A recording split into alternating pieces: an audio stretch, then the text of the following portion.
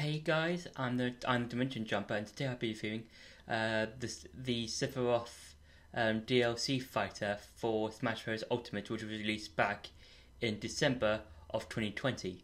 Now, Sephiroth for me is probably the best fighter that we've had in both packs 1 and 2, and I think that's mainly due to his teaser trailer that we got, and his teaser trailer was that he not only cut Galeem in half with his sword, but also destroyed all of the Crazy and Master hands that were shown off in the trailer. And this is probably the most surprising reveal that we've seen so far, and as a whole, because there was only one other Final Fantasy character besides Sephiroth, or before Sephiroth, and that was Cloud, and they both are from the same game. And when it came to Cloud as a whole, we only got one stage and about 2 to 3 bits of music, and that wasn't really a whole lot. And then when Sephiroth came, not only did we get a new character from Final Fantasy, a new stage, but a whole bunch of music, and that's really cool. And it's one of the things like, how was Nintendo able to make a deal with Square Enix to get not only Sephiroth in the game, but also to get a new stage and new bits of music? And that's something really cool. And I think Sephiroth as a whole has an interesting sort of gimmick and stuff when it comes to both himself and his moves. So his moves are combined of both magic and his sword. So his sword is mainly used for ranged attacks, and you could say that for his spells as well. So with his sword, it's mainly you could say both for long and short ranged attacks, and his spells are more in for ranged attacks.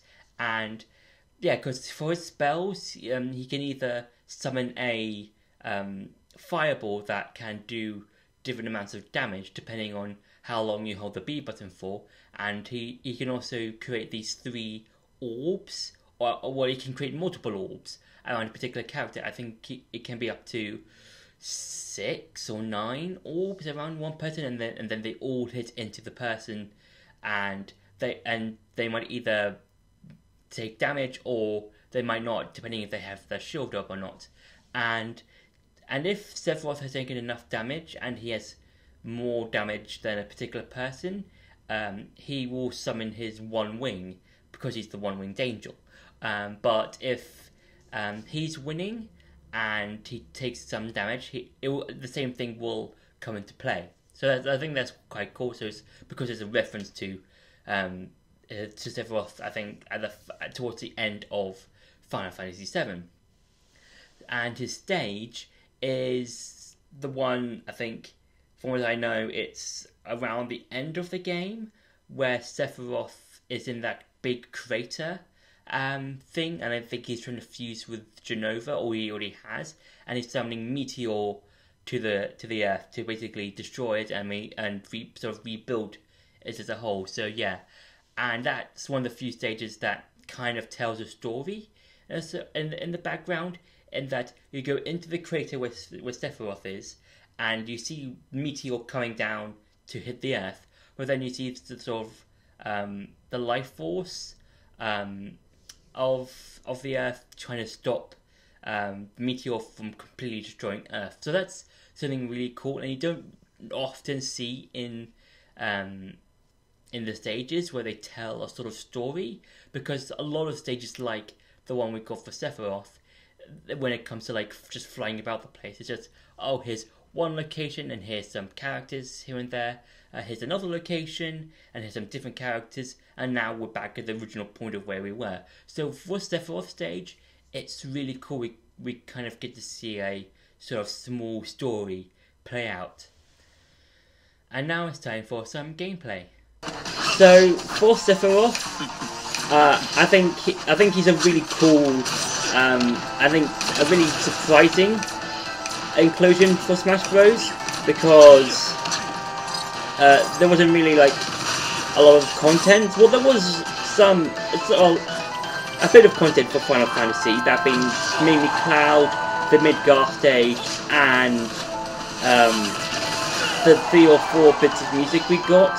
But when you compare it to the other franchises that we have in this game, it's not really a lot. So I think with not only Sephiroth, but the stage that we have, and the bits of music that we got for this stage as well, I think it's really good. So yeah, I think that's really nice. And for Sephiroth himself, he's got a variety of moves. Like he's got these small bits of explosions. And also, if I just selfie stop, because I want to show you something that can happen if Sephiroth takes enough damage more than the opponent. So yeah, so hopefully Richter can. Oh, his final smash! I can show you his final smash. Okay, so hang on. So for Sephiroth's final smash, it does a sort of upward strike, and he becomes his like final form in his final fight, and he summons I think one of his super moves from the final fight. I think that's quite cool.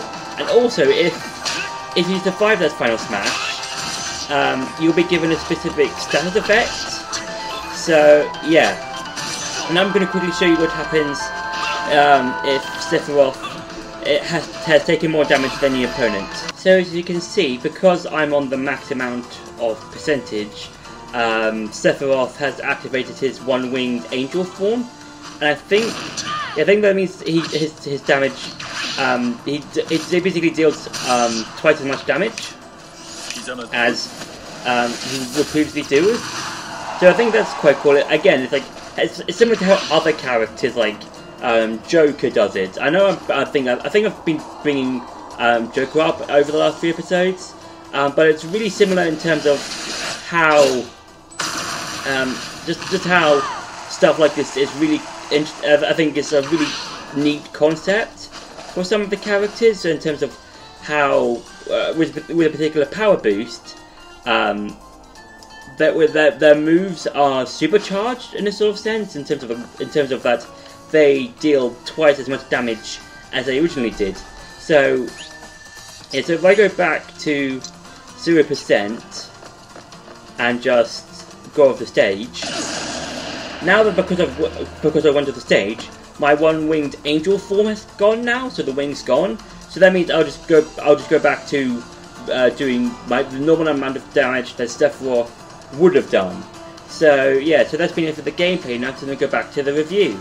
So what makes Sephiroth the best character and probably the most unique character for me personally is the way and how you could obtain him, because even though he was initially released for the 22nd of December, you could get him for free within 5 days. So from the 17th of December up until the 22nd, you could challenge Sephiroth an unlimited amount of times until you beat him. And if you were able to beat him within those 5 days, you were able to not only get Sephiroth, but his stage and the music from Final Fantasy VII for free. And that's something really cool and interesting, and you don't often see that with characters when it comes to fighting games, because you'll see a fighting game, it has the base characters that you see, and then you might have some sort of like DLC characters. They are released, and then they're released. There's nothing really to it more than that. But with Sephiroth, it's so cool that you actually get to fight him, and he's one of those characters like you had to be there when it came to like the hype and how to obtain him and stuff like that. And when it came to fighting Sephiroth, he was no easy task. He was difficult, and there were, from what I remember, different levels in how you could fight him, because it didn't really matter which level you fought him on. it was only until he beat him when he got Sephiroth, and there was like easy, medium, hard, and it was all stamina based from what I remember. And I think if you chose easy, you'll have more stamina than Sephiroth. If you chose medium, it was about the same, I believe. And if you chose hard, Sephiroth would have more stamina than you. And it was so, and that fight with Sephiroth is so hard because he'll just. I think he was like a level 9 CPU, and it was so difficult and so tricky to try and fight and try and like see what his moves were, because his moves were wild. Because not only did he have his sword and the spells that I mentioned earlier, but he's also got a reflect, and that's something really interesting. And I think it also acts as a sort of counter as well, kind of similar to Joker when he summons Arsene, where both his downbeat is both a counter and a reflect. So that's something quite cool. But overall, I think Sephiroth, for me personally, is probably the best fighter that we got for both the first fighter pack and the second fighter pack. So yeah, I think it's really cool to see Sephiroth in Smash Bros. Ultimate, and getting to hear and see more Final Fantasy VII music. So yeah, so that's been my review for Sephiroth. I hope you enjoyed this video. Don't forget to like, share and subscribe, and I'll see you in the next video.